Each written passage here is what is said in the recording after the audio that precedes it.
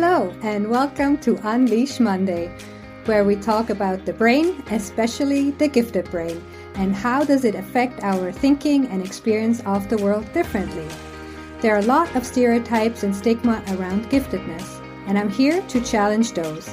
I'm here to raise awareness and to have a conversation around this topic of what does it mean to be a gifted adult. Common experience among gifted folks is that they feel out of place. They don't quite fit in. They are too sensitive, too intense, too emotional, too overexcitable, and too deep thinkers about the world and about themselves. If you have been called too much of about anything, then this show is for you. My name is Nadia. I'm too loud, too colorful, too bubbly, too bossy, and love to talk too much. So welcome to my world, and I'm so happy you're here. Hello, and welcome to the new week, the new year, even the new decade. Can you believe it? We made it to 2021. Yay! It has been a rocky year for all of us, and it catapulted us out of our comfort zone. But luckily, we had Netflix and other streaming services during the colder months to keep us a bit mentally occupied. And if you do have a Netflix subscription, chances are high you have come across the super successful miniseries called The Queen's Gambit. The show is based on a novel of Walter Travis from 1983, and the story follows an orphan called Beth Harmon and how she discovers chess and how she rises to chess stardom in the 50s and 60s. So Netflix release of the miniseries was a super success. They released it at the end of October, and apparently chess set sales went through the roof. And I must admit, I also binge watched the show and then a week later went to the shops and bought a chess set. My partner and I have been playing a little bit of chess in the morning. And it was funny when we had virtual coffee breaks at work, and I mentioned that this was what I've been doing to kind of keep me mentally sane. My boss mentioned that we do have a very good chess player at the institute where I work at. And I was like, oh, how interesting. And before I go and Google all the terms and do my own research on all the terminology that I learned in this new series, I thought, why not invite Pascal to come onto this show? And I'm just going to ask him all my burning questions that I have about chess. And that's what I did. So today's guest is Pascal Mäser. He works with me at the Swiss Tropical and Public Health Institute, and he will also introduce himself in the interview of who he is and what he does. And then we're going to talk about his hobby and passion, chess. He is such an amazing person, and I've actually known him for 10 years, but I didn't know he was such a great chess player. So I'm really happy that he came and that he agreed to answer all my questions that I had.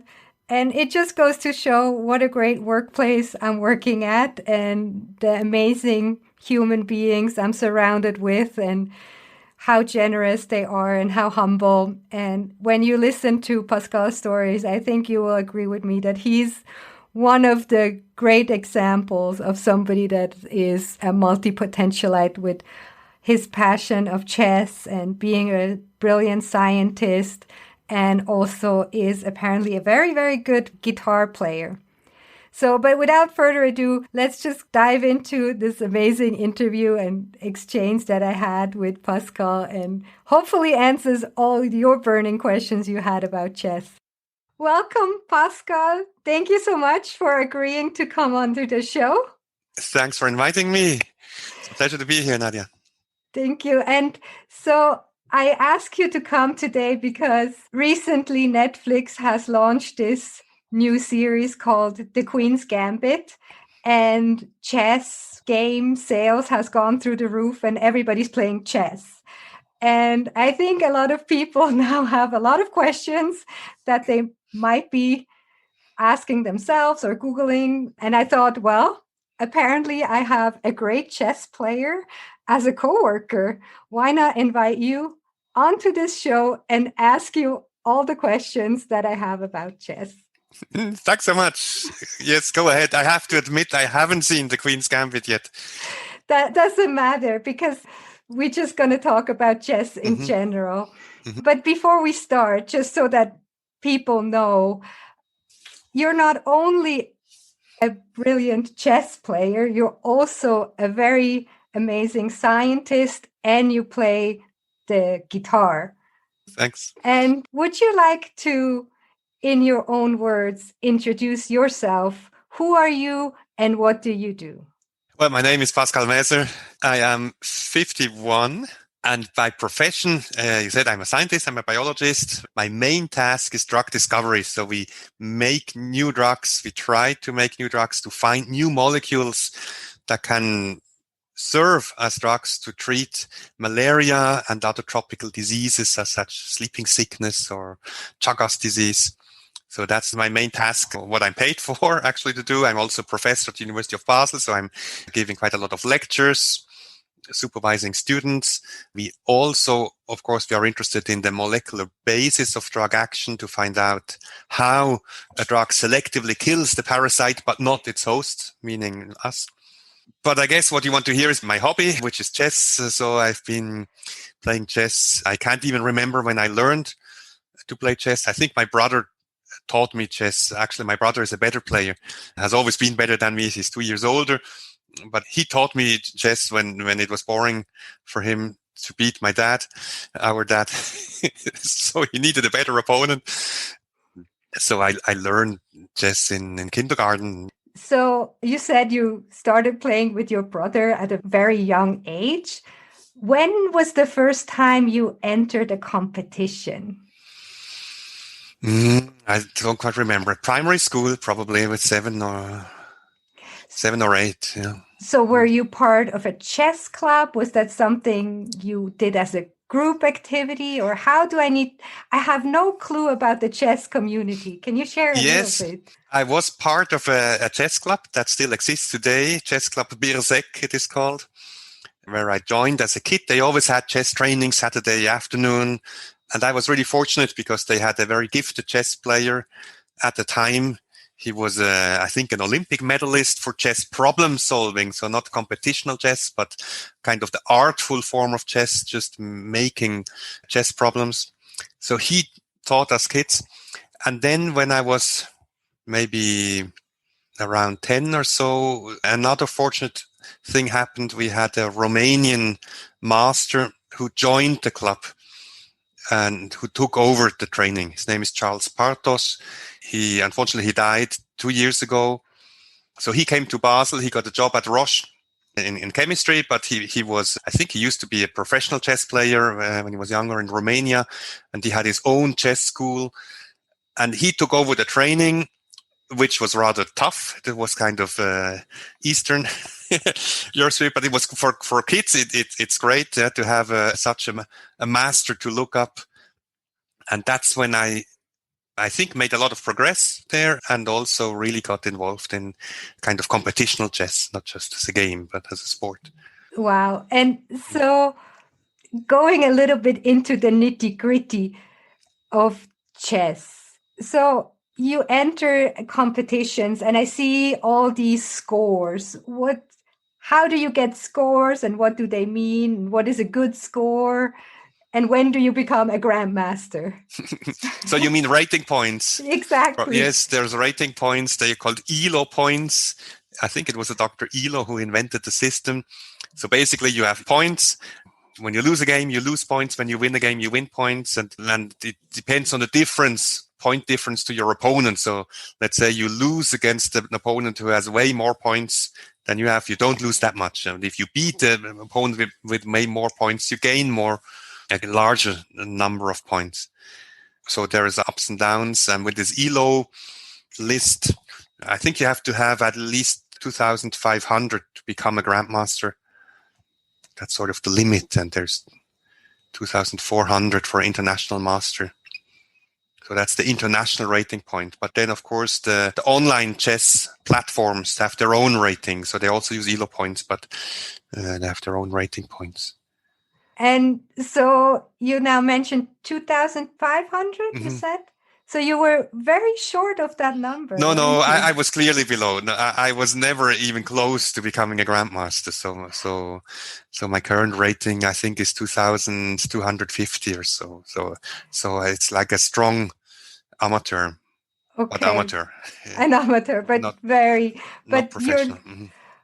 but clearly you're not just a hobbyist in a sense. So you really played at the international stage, or was it more in Yes, well, Switzerland? certainly when I was below 20, I was in the junior team, the Swiss chess team. So we played international competitions. We played other nations teams. I also played in single events, but well, I still played international tournaments afterwards, but not officially as a Swiss representative. So I only had a chance to be in the national team below 20. Above 20, then of course was not good enough. Then these are really then rather kind of professional players who compete there.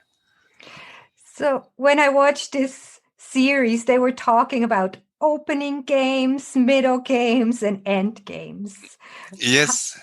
So can you tell us a little bit? And how do you know in which stage you are? Or is that just afterwards you evaluate? Or is there a certain number, like when your opponent takes the first piece, then you're moved to the next stage? Or how do we need to think about? Well, in the beginning, the two armies, if you want, or the two sets of pieces are completely separate. So the opening phase is the development to bring out your pieces. So usually there's a fight for the center. Center is more important than the edge of the board. So you make a few pawn moves to open the diagonals for the bishops. Usually also you castle to bring your king into safety. So I would say the opening is the phase until all the pieces are developed. And then you have the middle game, which is often or usually the longest phase of the game. And basically the end game is defined as the phase when there is no more immediate danger of the king to be checkmated. And that's the phase when the king starts to actively participate in the game and to move also towards the center or to participate. In the middle game, it would be suicide for the king to actively participate. So the king is stored away, usually near the corner somewhere. Okay, very interesting. And you talk about length. So in this series, they also talk about, the regular chess game. How long do you have in a regular chess game to play? Well, the number of moves is not limited. So there's games of chess that end after 20 moves. When it really is a sudden attack and a player is lost. A game of chess may also take 100 moves. And there's a long end game. So there is no limit to that. But depending on the format, there is a time limit. So in tournament game would be you get 2 hours for 40 moves. That's a normal time schedule. So that might take like 4 hours for only 40 moves. And then you get an additional hour for another 20 moves. Then maybe half an hour for the rest. So a normal tournament game can take really long. Now with internet, of course, that's not really attractive. Also for spectators, maybe even not so for the players. So usually internet games are faster. So you can have a blitz game. The shortest is 1 minute for the whole game. So you have kind of a time span from really extremely short battle where the whole game takes 2 minutes at the max to a game that can last 7 or 8 hours. Yeah, that was actually my next question, these speed chess. So they played speed chess, and that's also then how long do you have between a move is then predefined as well? Not necessarily. Classical speed chess is, let's say, 5 minutes for the whole game. Okay. So the whole game lasts certainly not longer than 10 minutes. You only have the 5. If you use up your time, you're lost, even if you have a winning position. But it's up to you. If I want, I can spend 3 minutes on the move, but then I only have 2 minutes for the rest of the game. And there's another form of chess called the Fischer form that is only possible now since there is electronic clocks that give an increment. So you have a starting kind of capital of time, let's say 1 or 2 minutes or more, and you get an increment with each move you make. Could be like 3 seconds or 5, 6 seconds. So that way, basically, you have never less than 3 seconds for moves. Wow. Okay. So you also have to not only think about your moves, but also have to kind of economically manage your time over it. Exactly. It's also, if you invest a lot of time, it's taking a risk, then now I have to win because I have to find a mate, not only to win in time. Otherwise I'm lost, even if I have a good position. So I have a question. Do you think, or this is the prejudice, right, from the outside, that all chess players are smart? And I guess that there needs to be some sort of talent that you need to bring to the table if you want to play at the high level of chess. Is there anything that you think is very important? Like, do you need to have good memory? Do you need to have a high level of creativity, like tactical skills, visionary, abstract thinking, mathematical thinking, or just a combination of all? Are there different players that have different, obviously, strengths? Can you say a little bit about Yes. that? I imagine that might be one of your most tricky questions. I think there's a lot of research on that too, and I can't answer it. So certainly I don't think that chess players are more intelligent than non-chess players. On the other hand, you're right. There must be something that makes a good chess player. So maybe, mathematical, visual thinking. Yeah, I would say visualization is important. Memory certainly too. I think there's quite a lot of research also what makes a master from an amateur. What's the difference then? That's usually connected with that the master basically sees the whole board and remembers the whole board, even the seemingly unimportant pieces, whereas an amateur maybe just looks at the center of action, concentrates there. If both are shown, let's say 10 positions, and then they're asked later to reconstruct the positions. So certainly memory is involved. To be a strong player, I think it also needs some good, you might call it crisis management or kind of coolness. Once you panic, you're basically lost, particularly if there is a lot of time pressure. Yes, but I I can't really answer the question whether there's a general attribute that all chess masters have.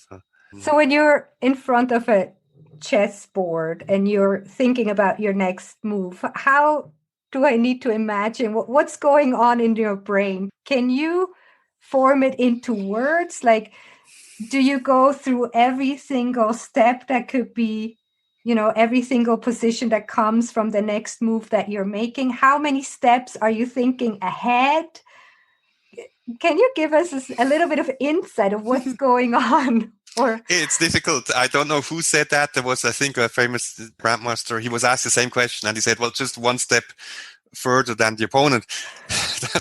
So basically what you need is a plan, not just a move, but you need to know what's my plan over the next move. What's the ideal position for each of my pieces?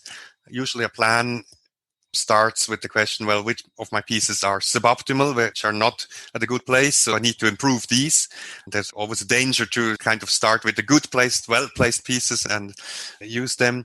Of course, the plan needs to take into account what the plan of the opponent might be. So that's a big difference between a strong and a mediocre player, that the strong player basically focuses on the threats of the opponent first and takes care of those. And maybe a mediocre player rather concentrates on my own threats that I can build. And then it really depends on the position, whether it's sort of tactical, highly complicated, whether they are forced moves, I take, he takes back, check, that require a very exact calculation, or whether it's a kind of a positional game that requires to have a long-term plan and then see how you can use that. So it's also a question of investing time at which position is it worthwhile, highly tactical, that has to do with the feeling that maybe that I have the feeling there must be maybe a sacrifice possible. There must be a mate in this position. It's worthwhile to invest, or whether to think this is kind of, I'm not saying boring, but tactically less demanding position. It requires fast play and solid moves. do you also memorize? I think there's some like openings that have names. So are these like memorized Yes. moves? Mm-hmm. And then when you play and you've played a lot, like you remember past encounters where you were in a similar position? Yes, certainly. That's absolutely essential to do your homework, work on the openings. There's, of course, a large body of chess literature. There are books on openings. There is all the game databases collections. You can check for the openings, how the grandmasters played. And of course, now as the chess machines are getting stronger and stronger, we can use them at home to analyze games. So certain homework to be done. And then with every game you lose, ideally you learn something and find out what were the decisive mistakes or what went wrong in the opening. It hurts to lose twice the same way. Yeah. And do you know the Queen's Gambit? Yes. Can you tell us about it? What is it? Well, it's a standard classical opening. So usually the beginner's opening is king's pawn, move to ahead, e4, opponent plays e5. So that's the king's opening. The king's gambit would then be f2, f4 in the second move. And the queen's gambit, the queen's opening is just the opposite with the queen's pawn. So white plays d4 as the first move. So that's the move, the queen's pawn 2 ahead. Black answers symmetrically, plays d5 with black's d-pawn, and then white plays c4. Mm-hmm. So that's the queen's bishop pawn advances by 2, where it's not protected. So that's why it's a gambit. If black accepts, he plays queen's pawn d5 takes c4. But that, of course, weakens the center. It weakens the case e4. So at some point, white can play, for instance, e4 himself. So it's a very old opening, considered very solid for white. And I guess a chess player will also have a little bit a strategy of going into a new game. You never play the same moves or rarely play, trying also to surprise your opponent, right? By kind of using different openings at the next games. So maybe it depends how well you know your opponent or your opponent knows you. If you always play the same people, that's true. You prepare something. Or if you have a match and you know who you're going to play, you can access the databases and you see all the games of your opponent. You know your opponent sees all your games. So that certainly requires some kind of preparation. But then you cannot prepare something new for every game. So you need to feel at home with your openings to be confident that you know better than your opponent, even if she or he prepares something new. And there is two kind of approaches. So some say, well, I just play against the pieces of my opponent, meaning I play the position and I try to find the best move in that position, no matter who is sitting there behind the pieces. So that would be, I think, a typical case would be Fabiano Caruana, maybe world number 2 currently. And the other, a more psychologically involved player would say, no, I don't play the pieces, I play my opponent. And I don't want to make ultimately the best move in the position, but I want to make the move that poses the most problems to my opponent. So that then depends on the knowledge of the style of the opponent. So that would typically be Magnus Carlsen, the current world champion, who rather plays the opponent than the pieces. So also some psychological tactic can be a strong talent. Which only works if you really know your opponent. Of course, these guys, they always play the same at the top 10 or top 20. They've played each other so often that they know each other well. Yes, maybe like tennis, if you compare how often Federer and Nadal played against each other. So I'm sure also a tennis champ has a different style depending on the opponent. And I heard some players sacrifice their queens in order to get, ahead in the game. Does that show that this player is an aggressive player, or what makes a player more aggressive, less aggressive? Again, I would argue it's the position that might demand more aggressive or might allow more aggressive games. But of course, there's a character style, how much risk people take, how aggressive they are. So there is differences. Typical case also Magnus Carlsen, when he was young, to make it to the top, he was extremely aggressive. He was called the Mozart of chess for his beautiful fireworks in chess tactics and sacrifices. But then to become world champion, he changed his style, and he rather became the cool positional player, because the sort of players he encountered in the top 10 would not allow themselves to be beaten with these tactical fireworks. So again, that's an example. So of course, the queen is the most valuable piece in chess, which is actually nice, and to have the queen is more valuable than the king. So that's also the highest sacrifice you can make, is to sacrifice the queen. So that's considered of particular beauty. Well, I guess if you sacrifice the king, it's over. Yes, you can't sacrifice the king. So watching this Netflix series, The Queen's Gambit, and there was also another movie called The Coldest Game. Have you seen that movie? No. So that was about the Soviet Union and the Cold War and the Cuba crisis, and it was about this chess game between the Americans and the Soviet Union. However, both of these main characters, the chess player stars, they both had drugs and drinking problems.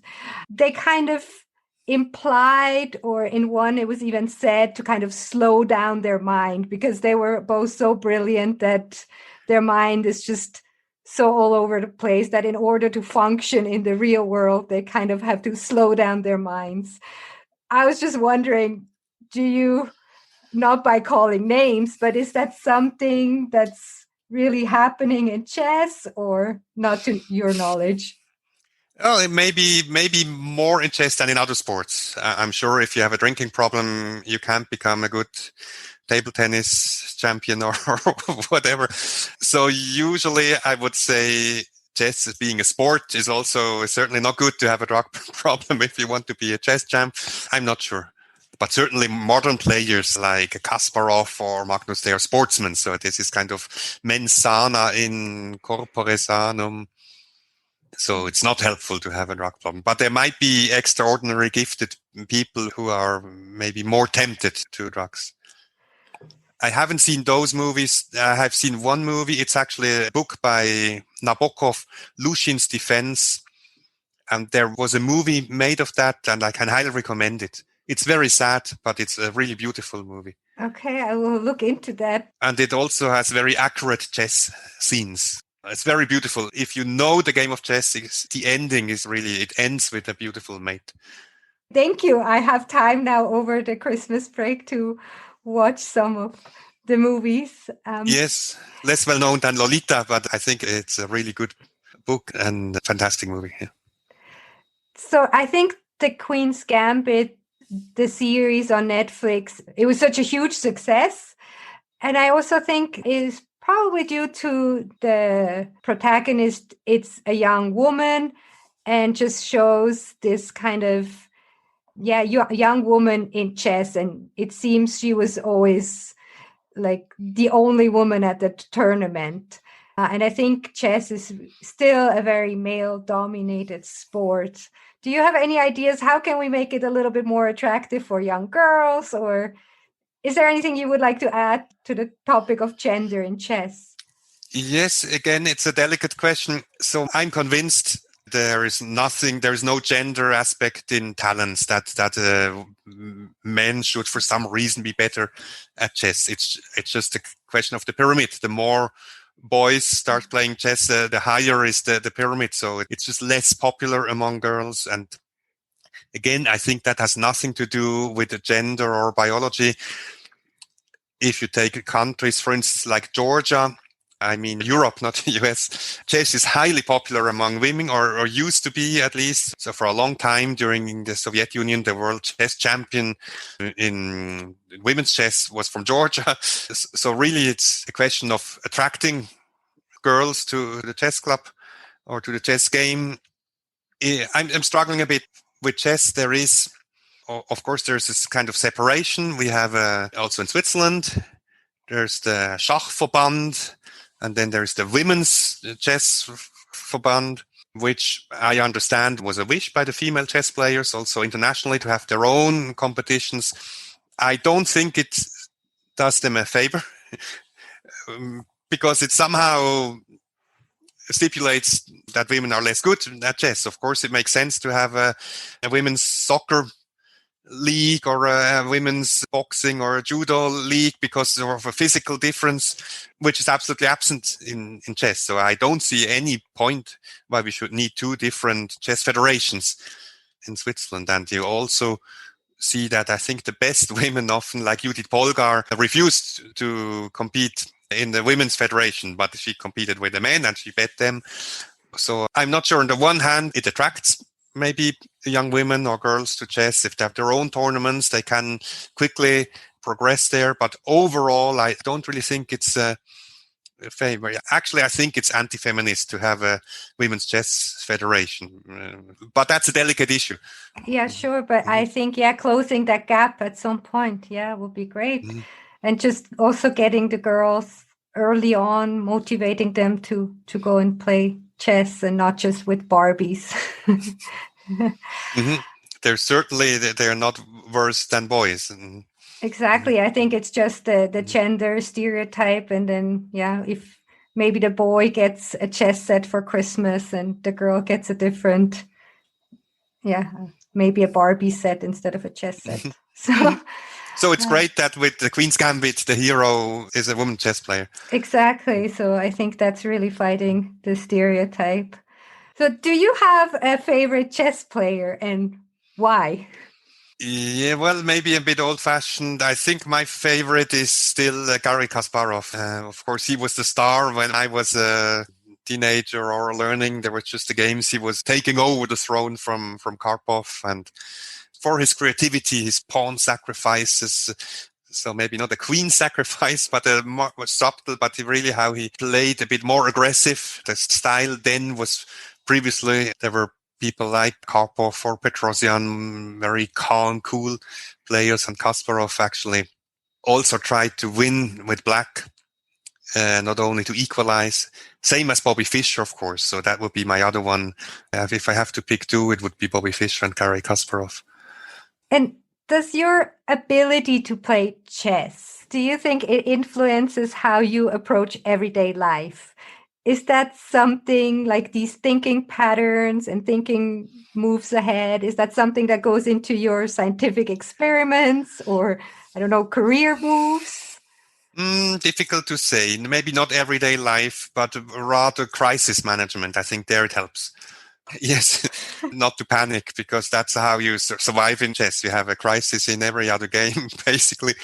So also kind of tackle small and big problems with the same seriosity. I think that can help. And at the peak of your game, how many hours of chess did you play? A day or a week. Oh, yeah. Did you play daily?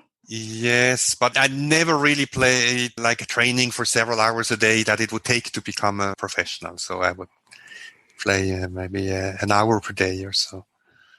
And you played with your brother or by yourself, or? Yes, both in the club. And then I played in school actually a lot. I have a friend who was also a good chess player. So we were sitting kind of in the back row and playing chess. So obviously, I watched the series. I got inspired. I bought a chess set. Wow, fantastic. So the past couple of weeks, my partner and I, we have played some chess in the morning over coffee. Mm-hmm. Usually it took us maybe like half an hour. Out of the times we played, I won like once. Yes, so it looks you need some training. Exactly. I promise you, I give you a couple of lectures and then you will beat him. Oh, thank you. So my next question was more going to be like, if I'm now at home and if I don't have you giving me lessons, what do you advise people wanting to improve? So I know how, the pieces move on the board, but how do I then get better? Do I read the books? Do I YouTube it? Or how do I learn? So I learned with trainers in the club, joining a chess club and go to training. At the moment, I think that's not an option.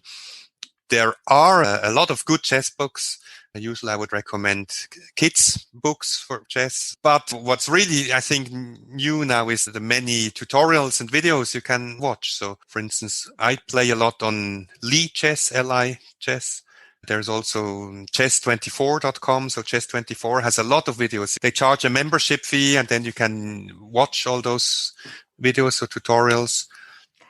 Oh, thank you. So we will list all these links. Maybe we can put them in the show notes. So if people want to go and play some chess online. Yes, I think a first step would be to analyze your own game. So trying to remember the game might be one option.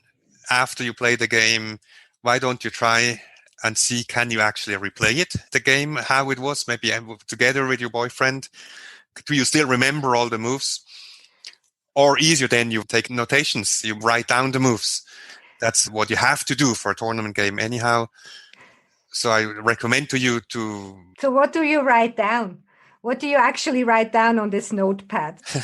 The coordinates. So the board has coordinates from A to H and from 1 to 8 vertically. So if you're playing white, black chess field at the lower left is A1. If you're playing black, it's H8. And then you write down the moves. So for instance, E4, you don't write pawn, you just write E4, or if you play the Queen's Gambit, you play D4, you write D4, black writes D5, you write C4, maybe you play E6, and then you play knight C3, whatever, you write down which piece and the field it moves to. That allows you to reconstruct the game in the end.